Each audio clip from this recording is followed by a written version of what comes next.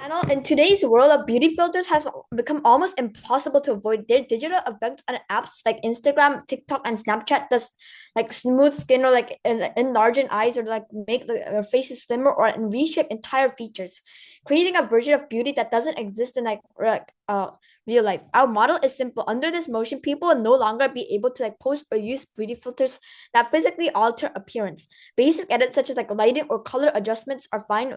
What we ban are filters that change human features. Platforms themselves will be responsible for enforcing this just as they already moderate harmful or misleading content.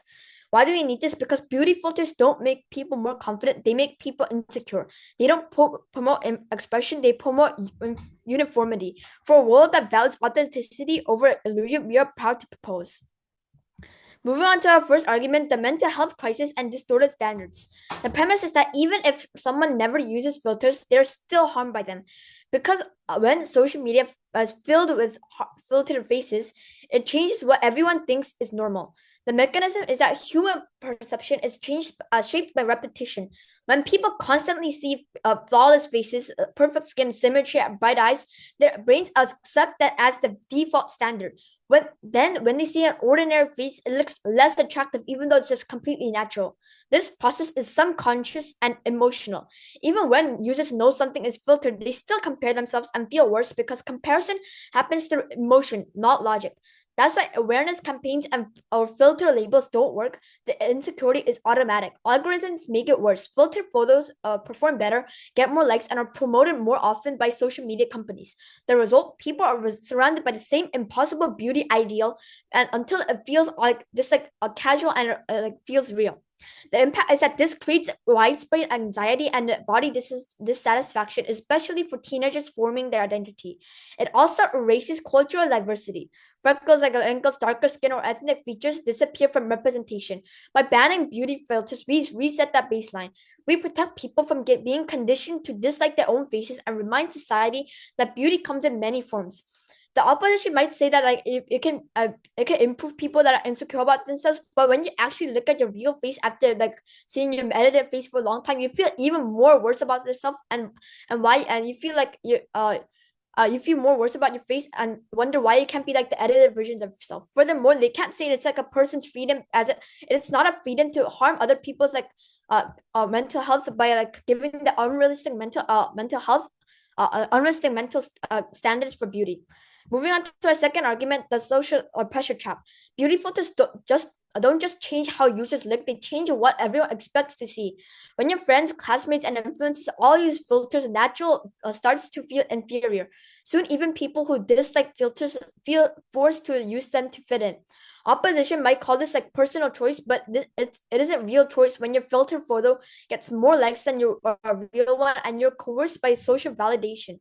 This pressure hits young people hardest who already face a stronger judgment about their looks appearances. Authenticity fades and people compete not to express themselves but to survive socially. This constant pressure erodes confidence and honesty. Relationships and influencer culture lose trust because no one knows what's real anymore. When like truth disappears, self-worth collapses with it. A ban ends like these like cycles and like the harms of like confidence and like confidence altogether. Once filters are gone, everyone plays by the same rules. People can post, connect, and express themselves without needing to modify their faces just to be accepted. That's what real freedom of expression looks like. Not the freedom to distort, but the freedom to be yourself. As filters give unnecessary pressure on what beauty is, creating people that don't fit the standards, such as like enlarged eyes, not feeling such a loss of confidence in our world. Because of these reasons, so proud to propose. Hey, we strong. Good afternoon, adjudicated ladies and gentlemen. My name is Shin, and I'm the first speaker of the negative team. Today, we strongly oppose the topic that this house will ban beauty filters on social media. What I will do in my speech is that ultimate breakdown, allocation, then onto my arguments. My arguments are that filters can build confidence and that people have freedom of choice and self-expression. My second speaker's points are that filters support creativity and the digital economy, and that a ban threatens privacy and increases surveillance. We define this topic as, in this debate, beauty filters are digital effects that change how a person looks. For example, smoothing skin, enlarging eyes, or reshaping the face. A ban is users would not be able to allow or post or use content with these appearance changing filters. This applies to all social media platforms. For example, Instagram, TikTok, and Snapchat. Basically, we agree with the definition. Now to my model. We propose a beneficial model that states that beauty filters will be allowed, but platforms must label posts clearly if filters are allowed, e.g., this post uses a beauty filter, or educate users, especially young people, about the effects of digital alteration, and number three, drastically change facial features. Yo, why, ma'am? This model, What's the use of a beauty filter if yeah. people already know that your face is a lie on social media? What's the use Sorry, of a can you beauty repeat the last filter bit, if please? people already know that your face on social media is a lie?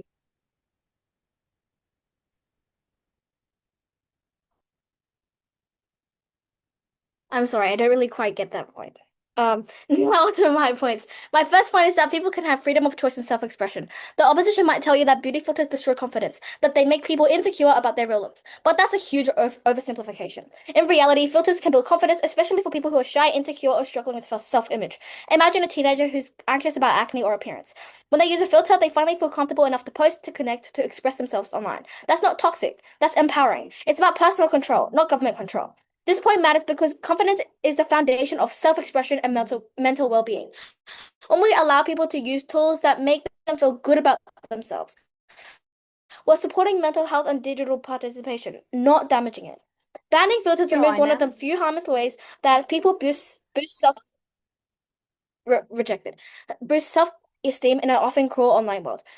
The opposition might argue that beauty filters are fake, dishonest, or create unrealistic standards. But what they fail to understand is that choice is what social media is built on, not control. People deserve the freedom to decide on how they want to represent themselves, whether that's through makeup, lighting, editing, or yes, digital filters. Let's be honest. Filters are simply an extension of human creativity and presentation. We've always changed our appearance, from wearing fashionable clothes and makeup to using flattering camera angles or stage lighting. No one tells actors or influencers they're being fake for using those. So why is it suddenly immoral when the same thing happens digitally? The truth is, filters are modern self-expression tools, and banning them is like banning makeup, hairstyles, or photo editing. It's unreasonable and invasive. Now the opposition might say, but people will compare themselves to unrealistic beauty standards. Sure, some might, but that's not a reason to ban everyone's freedom. The real problem isn't the filter, it's how people use them and how platforms educate users. Instead of a blanket ban, we should promote digital literacy and awareness so people understand that filters aren't real life. Banning them doesn't solve insecurity, it just hides it under a censorship. And here's what makes our argument stronger. A ban assumes people can't think for themselves. It assumes that users are too weak or too naive to understand what's real and what's filtered. That's incredibly condescending. Most people are smart enough to know when an image is edited. When what the opposition is proposing is not protection, it's paternalism. They want to decipher everyone's healthy or authentic. That's not empowerment, that's control disguised as care. Furthermore, banning filters would destroy the individuality and creativity that makes social media diverse. Think about it. Filters let people explore identities, aesthetics, and cultures. They can experiment with style, color, or character, sometimes even create art. Without filters, social media becomes more uniform, less expressive, and less fun. This point is incredibly important because it's about digital freedom and human autonomy, the right to choose how you show up in the world. If we start banning harmless digital choices like filters, where does it stop? Will we ban photo editing, lighting adjustments, or makeup next? Once we let the governments or companies dictate how we can look online, we can open the door to a future where self-expression is regulated instead of celebrated. In conclusion, I believe that our team should win. Thank you. This debate isn't about whether people should look attractive online. It's about what happens when the line between reality and illusion completely disappears. Beauty filters transform social media into a space where natural faces are no longer enough. They're smooth, slim, enlarged, and enhanced. Not to express creativity, but to conceal reality. They send one message to every user, especially young ones. You are not beautiful as you are. Ours, at least in social media, should be a place for connection, not comparison. For authenticity, not artificial perfection. By banning beauty filters, we're not attacking personal choice. We're protecting people's mental health and redefining what it means to be real in the digital age. For a world that values confidence over illusion, we're proud to propose. Before I move on to anything else, a few clarifications. First of all, this debate isn't about banning creativity, makeup, or photography. It's about drawing the line between expression and distortion. True expression should build confidence, distortion distorts it. The key question in this round is which world helps people feel healthier, more confident, and more connected? One with beauty filters or one without them? Our side believes that banning them is the only way to protect mental health and restore authenticity. Their side talk about how their side builds confidence for people who struggle with self-image.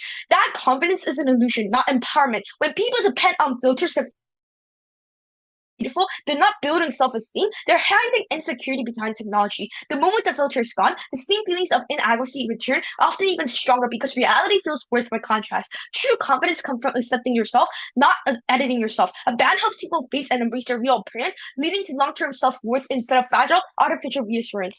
They also talk about how choice is what social media is about, not control. Choice only matters when it's truly free, and beauty filters take that freedom away. In reality, users are pressured by algorithms, trends, and comparison to use filters just to fit in. With unfiltered photos getting ignored or judged harshly, the choice is to stay natural becomes a disadvantage. Our ban doesn't restrict freedom, it stores it. By removing the toxic pressure to edit yourself, people can finally make authentic choices without fear of being left out or judged.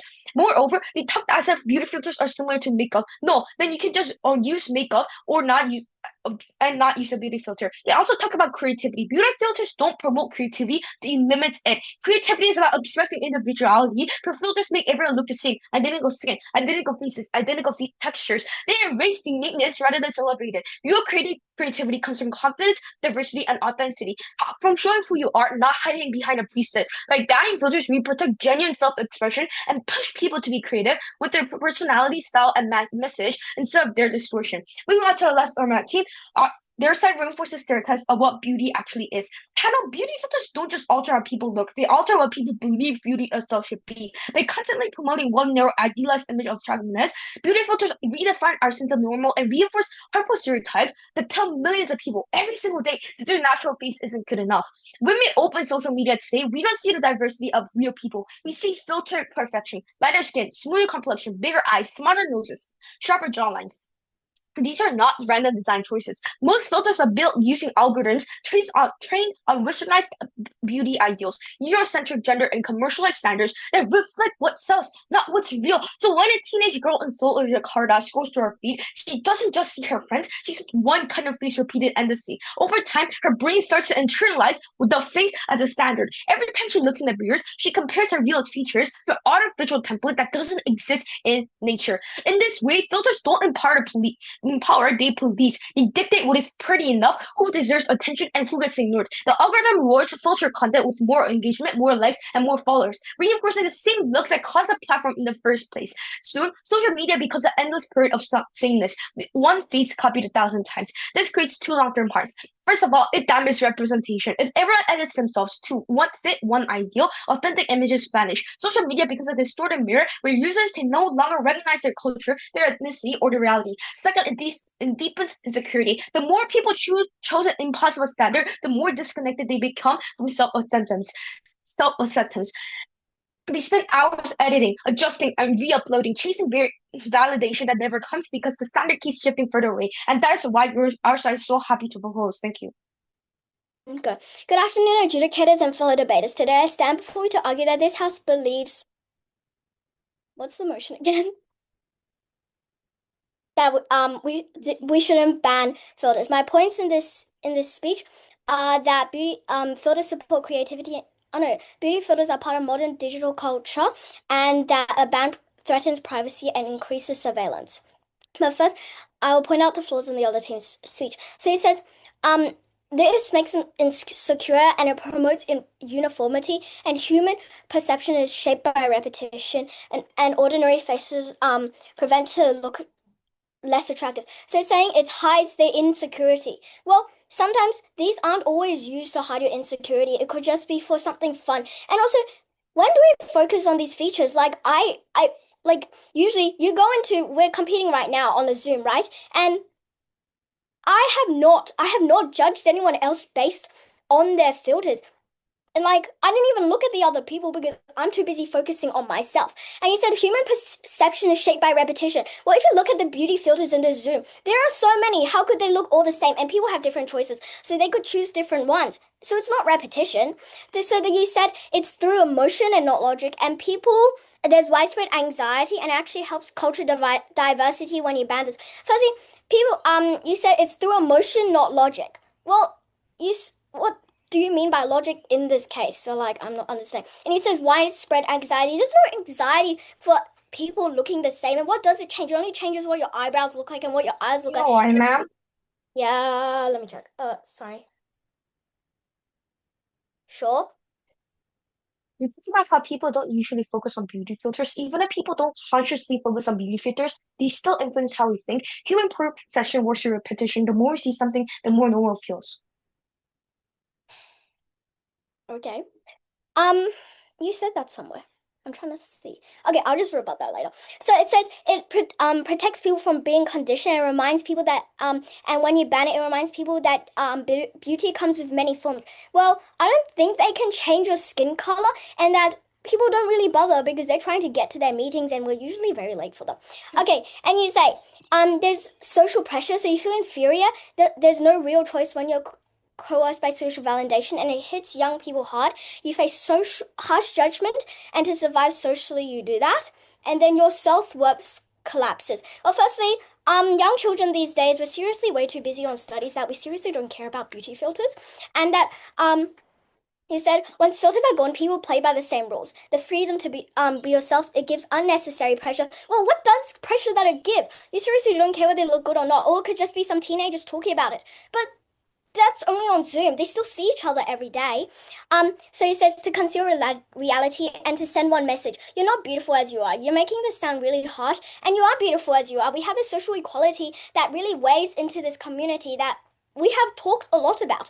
And that this beauty filters, they're not perfect. And he's saying it's a place for connection, and it protects mental health and builds confidence. Firstly, this confidence doesn't come from hiding out insecurities. His confidence comes from getting to know each other, and no one really cares whether you look ugly after you actually meet each other. Like, you're friends, and that connection between you is stronger. So it says that confidence is illusion in there, and true confidence is setting yourself. Yes, you're setting yourself in the scene that you can laugh and joke around, even if the filters are still there. Says you can make authentic choices without being judged. What is this authenticity that you're doing here? This still allowing these ensures that you can also express yourself in a way that shows what you want to be like and transforms you into that person that actually builds confidence, because you know, okay, this is what I want to transform into, and I seriously don't care what I look like right now because my friends are looking like that, and I'm going to build myself into that kind of person. Well, actually, sorry. And so they dictate what pretty, who gets attention, who doesn't. Does this really get attention? Does these different beauty filters get attention? Like, I seriously don't care who's beautiful in this room. Like, my friend over here is kind of ugly, and then you said it damages representation, and users can no longer represent reality. Well, firstly, we don't have time to do this, and like, because these days are really study people, and then it says hours editing. What can you edit on here? All you got to do is just choose a random few filters. That just makes you look more enhanced. Okay. Oh, sorry, gotta check my stopwatch. Okay. Oh, oops, I forgot it. Okay, so sorry.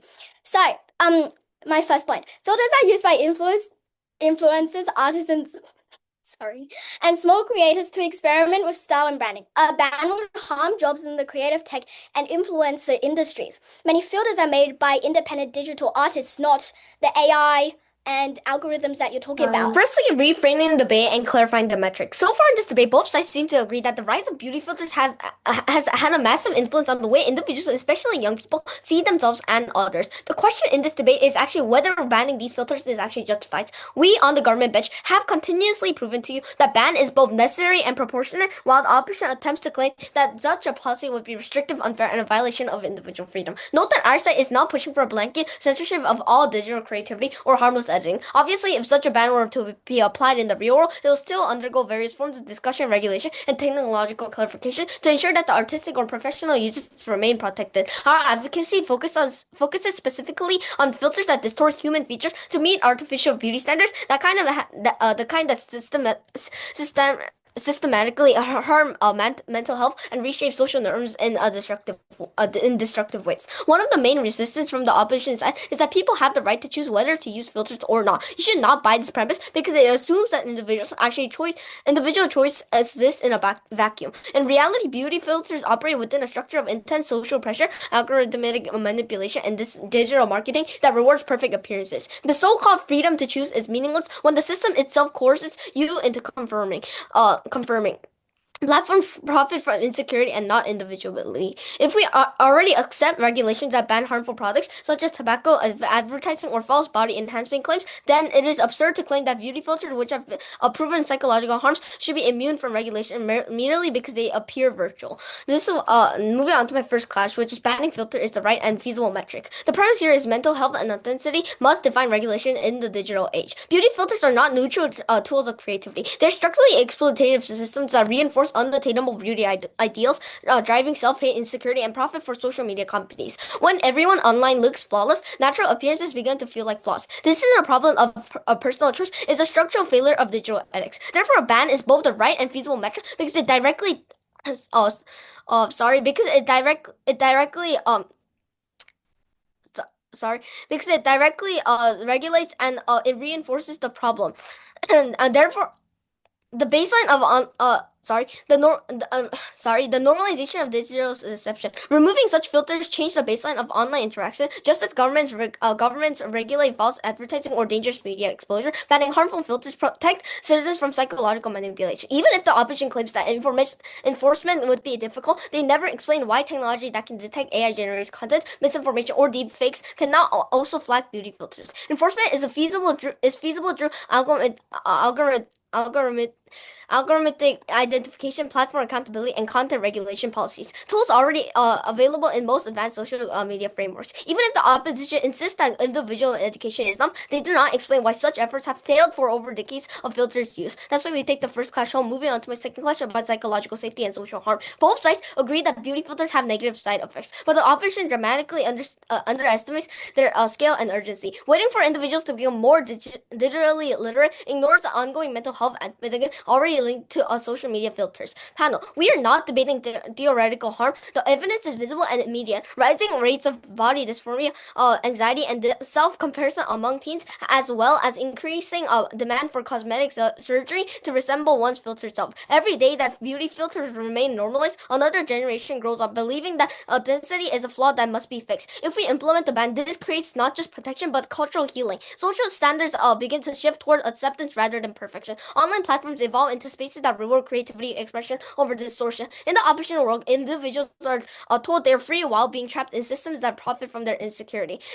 Their so-called empowerment depends on conformity. Their beauty depends on distortion. Their happiness depends on illusion. The opposition world relies on an individual strength to fight mass psychological manipulation. Even if the opposition claims that filters bring confidence or joy, those feelings are temporary and fragile. That's why we take both clashes home. So proud to propose. Thank you. Afternoon, adjudicator and debaters. My team and I stand strongly against the topic that we should ban strongly with the topic that we should ban beauty filters on online social media platforms. My speech will focus on the main points of clash explored in this debate and ultimately why we end up winning in all of them. First of all, the first point of clash I noted is which side actually helps the society more, or in other words, keeps the society more safe against against problems. First of all, going to what they claimed that when people always see others with complete and and beautiful faces, when they compare them to themselves, they will feel bad and face a deep sense of sadness. They also said they will feel forced to use filters to get more credits on social media, thinking that they have to do it, and filters eventually become a trap for your freedom instead of actually encouraging it. However, both of these points were already in in our content model, we clearly stated that social media filters will claim that there was a social media filter, and also when people are actually aware of beauty filters set in our model, they won't feel this deep sense of lack of confidence. Sorry, they said our model is also wrong as we won't actually be able to know who is actually using these filters or not. However, systems can easily detect what you're using. As in use these filters, you choose them and they're installed within the app that's proving the robots are wrong. And then moving on to the rebuttal of their points, people feel pressure to dress nicely in the real world, not online. What happens to the makeup in real life? No, Matt, Plus, sir. yeah. So The purpose of beauty filters is to add more likes because they're pretty. What is the use if people already know that the face of social media for people is already a lie? although people know that your face is a lie, it still gives people a sense of confidence, right? Because if they know that their face is out there looking more pretty, then they will feel more safe and protected. Moving on though. Okay. Plus, there are many people out there with the ability to actually encourage that those feel sad or have a lack of confidence. Also, not only this, there are many people who don't use social media that often, and those people can stay realistic and help those who are actually affected by this issue. Ultimately, we are trying to say beauty filters aren't dangerous and won't make those who use social media harmed. Also, when it comes to our side, we claim that banning filters takes away the freedom to actually use them online, and then they try to rebut this by saying that it actually negates freedom and and creativity, sorry, making everyone look the same because they use the exact same filters. However, online is filled with so many filters, plus filters adapt to your face. They don't just copy paste it with one more. They misunderstood what filters do. Filters still maintain freedom and, and, and creativity, and they definitely do not negate freedom. For many people, and one more POC in which they did not find any points for was many people who make a living in the digital news things like beauty filters to make people laugh or make content as a whole, and then they do not face any rebuttal to this. And so, with that being said, I am proud to negate. Thank you. We appreciate the efforts that the opposition team has put in, but ultimately we have won today's debate because we rebutted the point and thoroughly explained our reasons on this debate. Today we base our definite win on the clashes. The first clash is which side benefits the society more. They said that filters can make things fake and make things unreliable and trustworthy. They painted a world where everyone is deceived by unrealistic beauty standards, but this argument ignores the real social benefit that filters bring: confidence, self-expression, and inclusivity. We argue that filters actually help people, especially those who may feel insecure or judged, to engage positively online. Positively online. They allow users to express creativity and build confidence in their appearance. The opposition assumes that people are too naive to tell what's real and what's not. But in today's world, people are aware that filters exist. Platforms even label filtered content, so their fear of deception is outdated and exaggerated. The second clash states which side is better for the modern digital economy. The opposition didn't think through the economic consequences of a ban. If filters are banned, whole industries, including social media marketing, influencer branding, app development, and digital artistry, would suffer. We explain that filters support jobs, innovation, and content creation, fueling on an economy that thrives on creativity. The opposition may argue that the economy can adapt without filters, but this is unrealistic. Filters are integrated into every layer of the digital economy, from marketing campaigns to augmented reality technology. Removing them is like removing color from digital media. It limits innovation. The third clash states which side is safer and easier to implement. The opposition said banning filters is safer because it protects people from repeating perspectives, but they fail to consider the practical reality. You can't enforce such a ban effectively. There are millions of social media users worldwide, and countless apps with built-in filters. Monitoring and removing them is impossible without invading privacy and restricting freedom online. Outside is far more realistic and safer. Instead of banning, we can educate users about responsible filter use, promote digital literacy, and require platforms to label filtered images. This approach keeps people safe while respecting freedom of expression. This matters because implementing fair, achievable solutions ensures a more cooperative, responsible online world, not one controlled by bans and surveillance. In conclusion, we have won this debate because we've rebutted their clashes, proven our points thoroughly, and stated a well-written model, while theirs have no model whatsoever. Plus, we have shown you, adjudicated, that this debate is ours without knowledge and understanding of the topic, whereas the other team has still got black holes in their speeches and rebuttals and model. For the following reasons above, I am proud to propose. Thank you. At the end of this debate, the question is simple. Do we want a generation that values perfection or one that values authenticity? Both sides agree beauty filters shape how people see themselves. The difference is that the opposition causes freedom, while we've proven it's manipulation. You can't call it a choice when algorithms reward distortion and punish honesty.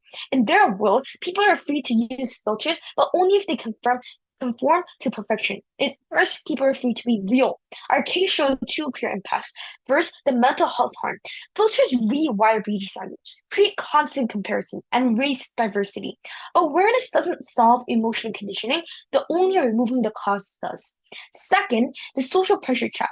Filters force everyone to edit just to keep up. It's not empowerment, that's coercion disguised as confidence. And ban resets baseline and restores quality online. The opposition's world sustains insecurity and illusion. Our world restores truth and self-worth. We protect people from technology that profits from their self-doubt. So when you weigh this round, remember, their freedom depends on distortion. Ours is grounded on authenticity, mental health, and dignity. For a generation confident enough to be itself, we're proud to stand with the government. Thank you.